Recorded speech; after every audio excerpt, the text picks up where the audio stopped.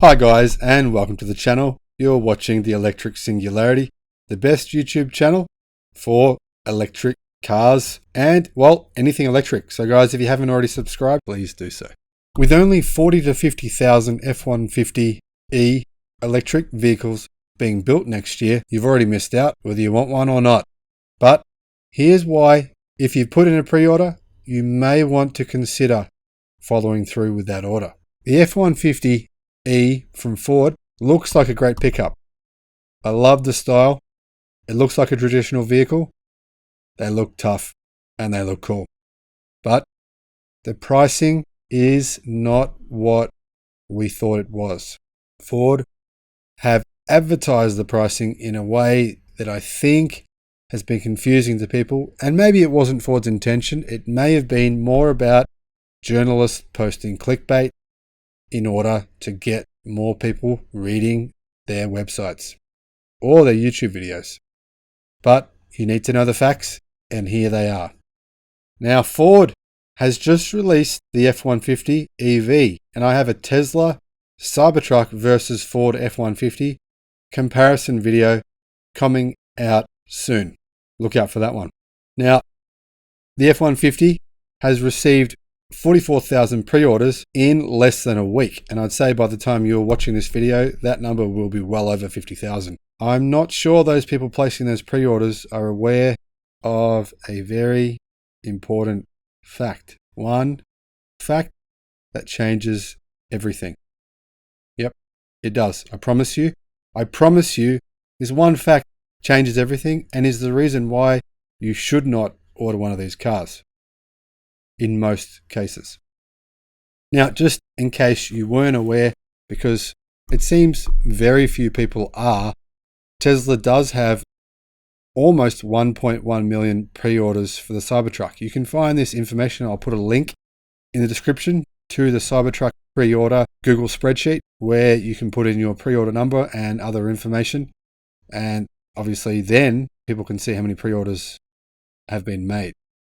So over 1 million, it's actually up to 1,085,000 at the time of this video being recorded. Now, obviously, this means that the F-150 is tracking a fair way behind Cybertruck orders, but that's okay. In fact, I think Ford are probably going to get at least several 100,000 pre-orders for this vehicle, because most people probably won't look at the specs. Well, at least they won't look at the spec that's missing, that we have, that I think is a significant problem for the F-150, and the reason that most people should not buy this vehicle. I wish I didn't have to say this. I wish I did. Honestly, guys, I wish Ford had to fix this major issue, but they haven't. Anyway, earlier this week, Ford unveiled the F-150, which is an all-electric version of their standard gas truck. The vehicle has the potential to greatly accelerate electric vehicle adoption in the US, since the F-150 is already the best-selling passenger vehicle in the entire American car market. Ford hit the mark when it comes to specs and pricing. Well, across most of the specs they hit the mark on, and the market is looking at the demand of the vehicle being really, really strong. Now, CEO Jim Farley said that the Ford F-150E has received 20,000 orders on the first day. And he's now confirmed that those orders have risen to 44,000 reservations for the F-150 Lightning within 48 hours. You can imagine what those pre-orders will probably be within a few weeks, probably several 100,000, I believe. Now, Ford is taking reservations with a $100 refundable deposit, and the vehicle will arrive in 2022. Now, obviously, doesn't sound like much, but Tesla's doing the same thing. For a Cybertruck, you can also place a $100 refundable deposit. Now, the small deposit results in only a moderate, really a moderate commitment to purchasing the car, but the terms are the same, like I said, for the Cybertruck, and I believe most people who've placed a deposit will be interested in actually getting the vehicle. For comparison's sake, when Tesla unveiled the Cybertruck in 2019, they announced that they got over 146,000 reservations on the first day. So not quite as good as the Cybertruck, but still very impressive, and still the most pre-orders for any vehicle outside of the Cybertruck within the first day. I should say the most pre-orders, not the most orders. Now, Tesla reached about 250,000 reservations for the Cybertruck within the first week, and now it is believed, well, Electric claims they have over 650,000 reservations, but as you can see on the spreadsheet tracker on the chart below, guys, click the link below, there is actually 1.1 million, or almost 1.1 million. Now, Rivian says it's going to start deliveries of the R1T electric pickup next month, and after that, we'll see the Hummer EV pickup will be revealed later this year, and Tesla plans to release the Cybertruck at the end of 2021, with the Ford F-150 to follow in April, May next year. Now, with more than 3 million pickups sold in the US every year, it's going to be amazing watching this market transform to electric. And I can't wait personally. Now, the problem, guys, with the Ford F-150 EV, and it's a huge problem, like I said, is the charging rate is 150 kilowatt. I know you're probably thinking, oh, that sounds okay. It's more than some cars. Well, it's also a lot less than what it needs to be. The reason for that is the size of the battery pack. Now, the minimum size of the battery pack will be 100 kilowatt, of course, 100 kilowatt hours. The reason being, with anything less than that, Ford you're not going to get a range with a truck the shape of a brick. So terrible aerodynamics. You're just simply not going to get the range Ford is promising without a minimum of a 100 kilowatt hour battery.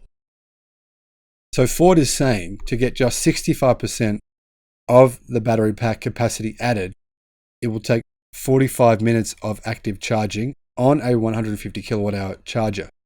That means every 150 to 195 miles, depending on which model you buy.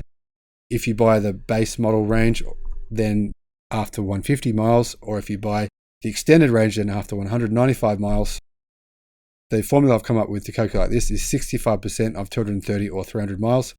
Then you've got to stop for nearly an hour to charge the vehicle. That is horrendous. What's even more horrendous is the fact that you don't have access to a lot of 150 kilowatt hour chargers in the United States. If you're buying the car and thinking, well, that will change, I agree with you, it will change. Probably by the time this vehicle is available, there will be a lot more 150 kilowatt hour chargers available. The problem still exists though. So like I said, every 150 to 195 miles, you need to stop and recharge for 45 minutes simply to get 65% of capacity of the battery. So basically every 2 to 2.5 hours requires an hour of charging. So it would take, for example's sake, it would take 1.5 to 2 hours to charge from 0 to 100% on a 150 kilowatt charger, figuring in the inevitable top-end slowdown of charging a battery. I honestly don't see how this is feasible if you wanted to do a road trip even of, say, 400 to 500 miles. It just means too much charging. 1.5 to 2 hours of charging simply to charge the battery. And that's only going to get you between 230 to 300 miles. So remember, every 2 to 2.5 hours, you need to stop and charge for 1 hour. Is that really feasible? Let's say you wanted to drive 600 kilometers. That's not even a very long road trip, 600 kilometers. Well, you're going to need to stop and recharge 3 times for probably a total, if you include the time that it takes to connect the car to a charger and find a charger, you're probably looking at about 3 hours of charging for a road trip of a 6-hour duration. It's just not sustainable. Personally, I think there needs to be some kickback. People putting in these reservations need to contact Ford and say, Ford, please, we need minimum 250 kilowatt hour charging. Otherwise, this vehicle just won't work for us. Now, realistically, guys, tell me what you think. Would you buy one of these trucks knowing this significant issue, knowing that you're unlikely to be able to use this vehicle for any trips that are longer than, say, 200 miles, unless you're willing to spend a huge amount of time charging? Now, the other issue is Ford's charging network. Well, they don't have one. So you've got to use other third-party charging networks, which at this point in time, they are improving. They're still nowhere near as good, unfortunately, though, as Tesla's charging network. This will change over time, of course, but I'm talking about now. Now is important because we don't know how much is going to change before this vehicle goes on sale in April. Guys, please think about this before ordering the F-150 or its competitors, Rivian or Cybertruck. You need to consider the size of the battery and the charging rate, the number of charges. Obviously, guys, if you're just planning on using this vehicle to drive within a small distance every day, maybe your work doesn't require you to travel a long distance, then I understand. However, remember, this is not a cheap vehicle. The base non-commercial model is $53,000. That's the Lariat, and that's for only 230 miles. If you want the Lariat with the extended version, you're looking at $63,000, and that's for a 300-mile truck. So $63,000 is not a small amount of money, knowing you still are going to have to charge the thing for 1 hour every 2 to 2.5 hours of driving. That to me simply isn't feasible, unfortunately. Now, the faster we transition the entire electric car fleet, gas car fleet to electric, the better. The faster we transition, the better. I'm not saying this isn't good. It is good, and this car will work for a small number of buyers. I simply think that this information isn't known by most buyers. Most people will purchase this truck not realizing the issue they're going to have with charging, not realizing what that's going to do to their ability to take this vehicle on long trips. All that Ford needs to do, upgrade the charging from 150 kilowatt to 250 kilowatt. If they do that, this entire equation will drastically change. Guys, tell me what you think in the comments. Personally, this is a good enough reason for me not to buy one. The other thing I think Ford need to do is offer a longer bed. Now, a 5.5 foot bed, in my opinion, is too short for many tradespeople. Many tradespeople want a minimum of a 6.5 foot bed, and unfortunately, F-150E only comes with a 5.5 foot bed. Would you buy one of these with a 5.5 foot bed? Personally, I wouldn't. I was hoping it would have a 6.5 foot bed, but in fact, it infected me anyway because Ford aren't going to bring this vehicle to right-hand drive markets. It's a left-hand drive vehicle only, unfortunately. So, let me know, would you buy this vehicle with a short bed and with its very compromised charging ability? Those are two things I think are reasons that many people, once they've realized the specs, won't follow through with their order. Now, hopefully Ford changes this. Hopefully they offer it with a longer bed and with the better charging. Who knows? They may do so. And if they do, I'll change what I've said in this video. I'll make a new video and I'll let you all know as soon as it happens. Thanks for watching. Look forward to seeing you on the next one. Bye-bye.